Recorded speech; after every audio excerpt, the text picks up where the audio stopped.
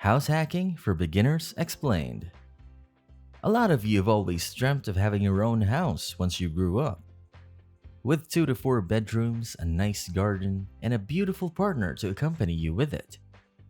However, with time, the prices of everything has gone sky high, making it quite intimidating to even imagine having your own home now. But fear not, house hacking is one way to turn your dreams into reality. House hacking is one of the most cost-effective and easy ways to get started in the real estate investment. You purchase a multifamily property, live in one unit, and rent out the rest.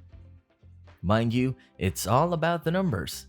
If you can get them right, then you're basically living rent-free and having others pay off your mortgage. Do I have your attention now? Let's not waste any more time and get straight to it. What is house hacking? You've probably gotten a small idea of what house hacking really is. So let's get down to some more details related to it, as well as understand how numbers play an important role in all of this. The process of house hacking goes a bit like this.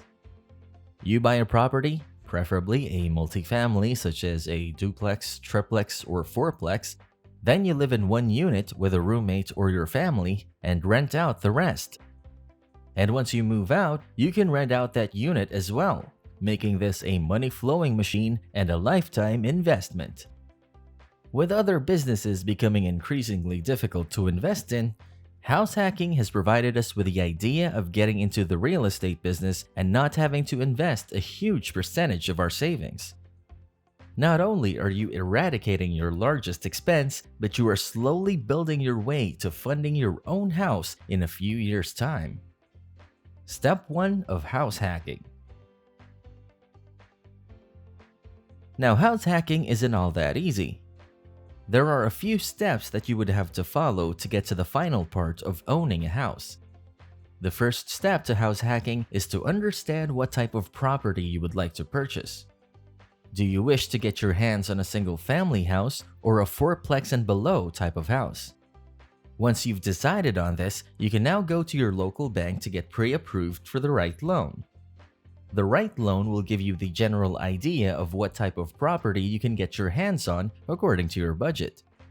There are 2 main types of loans, VA loan and FHA loan. If you are a military veteran and have access to VA loan, then you get the advantage of 0% down payment and have no personal mortgage insurance, or PMI. Now, if you're not a military veteran, then the FHA loan is liable on you, which makes you do a 3.5% down payment as well as PMI. You would also need down payment assistance from different private or public programs that deal in this, or the lender who would get you pre-approved from the bank to guide you on what down payment options best suit you. Mind you, different down payment programs have different requirements, so that is why it is important to have assistance for this process. Step 2. Finding the right house. We've gotten the loan and down payment part out of the way. It's time to start shopping for the right house. Getting a duplex or a fourplex house in the city can be quite expensive, but if you have a good income and can afford to pay off the additional charges, then it can balance out. However, if you are flexible and can move away from the city to the outskirts where the prices of property are relatively cheaper, then that is also a good option. All that mainly depends upon the person, their income, the rate of the house that they have in mind, how much they want to pay for rent, and finally, where they want to physically live. When you go searching for a house, you should look at it according to the return that you'll get back once you start renting it out. In easier words, if you have plans to house hack 2 or 3 different properties and don't wish to stay in one place, then this is one method of getting a house to rent it out later to pay off its mortgage. Another way is to get a duplex or a fourplex house and keep its units on rent while you stay in one unit only, and through their rent, pay off the mortgage. Keep in mind, if you are going with option number 1 and plan on house hacking 2 or 3 different properties, then while choosing the right house, don't get emotional and go with what you feel, but instead, plan it out. Punch in those numbers and lock in on the deal. Step 3. Deal Calculator.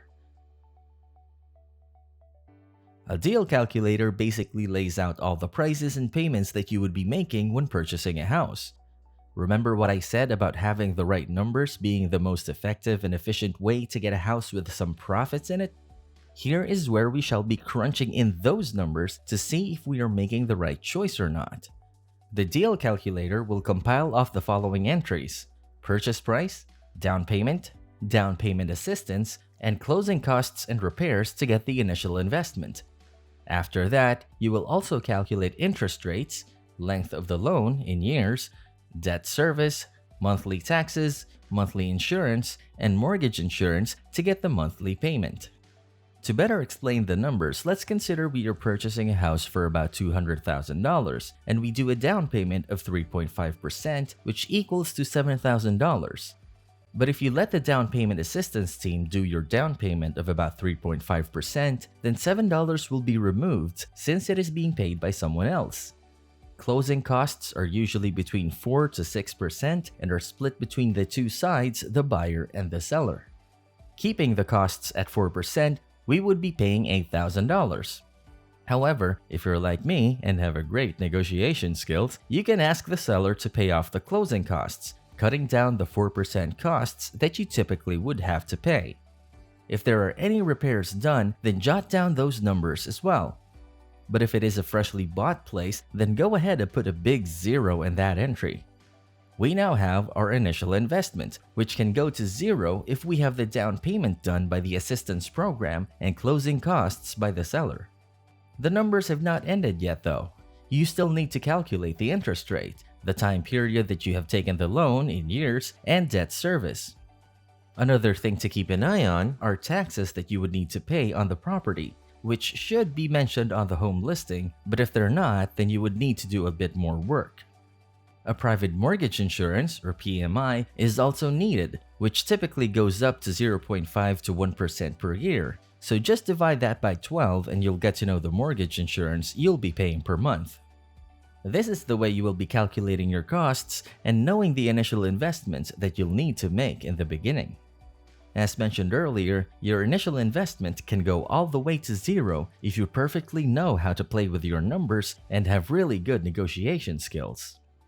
Step 5. Rental income. Our main focus when buying a duplex, triplex, or fourplex house is to keep those 3 or all 4 units on rent and getting a decent income to pay off the mortgage, and plan on purchasing a new place for the same amount. At times, we don't know the cost a property or unit could rent out for.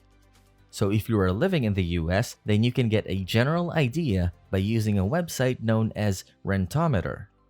The website will take in the area that you are living in and generate the average rent rate that you would have to pay for a duplex or whatever type of house monthly. In this way, you can keep in mind the average rent that you will be receiving if you buy a house in that area. Another key aspect that you must ask the seller or real estate agent is that if the utility bills are separate. If they are separate, then you can pay off your unit's bill, and the families or person living in the other units will be paying their bills separately. But if that is not the case, then the overall utility bill will have to be shared between the both of you 50-50 each month. If there are any other expenses in your mind, then you can jot them down to calculate the total monthly expense aside from the mortgage. Step 6. Start making offers. You now have everything laid out in black and white, all the figures, calculations, and the rent criteria that you will have to keep once you have bought the house. All that's left is to start making offers to the real estate agents or owners out there. You're probably thinking that since you are the negotiation kings, you can easily do this part. But here are some tips that you may not have heard of before. The most convenient strategy to use would be to lowball, or in other words, give an offer that is below their actual value, hoping to bring them lower than their asking price into a price that is convenient for the both of you. This strategy brings the ball into your court, and you can negotiate with the dealer into some middle value that is beneficial for the both of you. For this, you need to remember what your desired return is, know what the purchase price should be to get that desired return, and finally, not accept an offer that is above where that falls. Your main aim should be to purchase a house that will be beneficial for you in the long run. It may not give a hefty return in the first year, but keep in mind that this is a long-term gig, and since you have punched in the numbers beforehand, you would know when your desired return will reach you.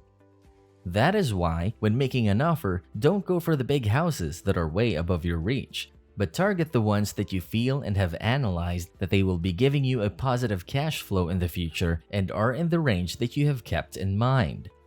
Step 7. Closing process. Don't get too happy because the closing process is still left. You would need to check that everything is on the table, that the interest rates, the price of the house, and the closing costs are all clear-cut and in front of you. There are no issues with the house, no repairs needed or unpaid bills, and if everything is clean and clear, then all you need to do now is just sign those papers, after reading them carefully of course, pay the money, and get ready to start renting it out to those new tenants that you have on standby. This way, you have everything the way they need to be. That was all for today's video. Hope you now have a better understanding of what house hacking is. Please consider subscribing to this channel and ringing the bell icon so you never miss a new update. With that said, I'll see you in the next one.